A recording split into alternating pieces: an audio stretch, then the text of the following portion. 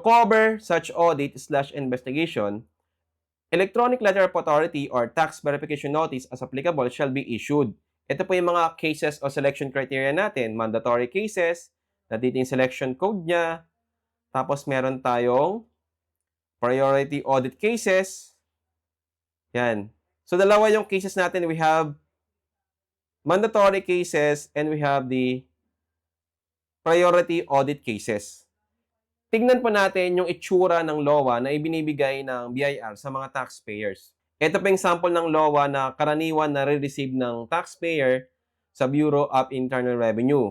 Nandito po yung revenue officer. Tapos makikita nyo po, pursuant to Section 6A and 10C. Kung check nyo yung LOA na na-receive nyo from the Bureau of Internal Revenue, hindi nyo makikita yung reason or basis kung bakit kayo inisyuan ng LOA. Pero malinaw naman dito sa RMO number 6/2023, Section 4.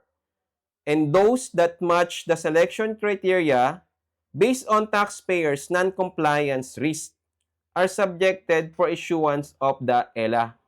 So, dapat na-meet nyo yung selection criteria para ma-issuean kayo ng LOA ng Bureau of Internal Revenue. Pero ang tanong, ano ba yung selection criteria na na-meet ng taxpayer, na na-meet ng company ninyo, ba't kayo naka-receive ng LOA? Check mo yung LOA nyo. Wala naman dito yung basis. Tama? Wala yung selection criteria dito or selection code or description para malaman nating taxpayer bakit tayo na-issuean ng letter of authority ng Bureau of Internal Revenue.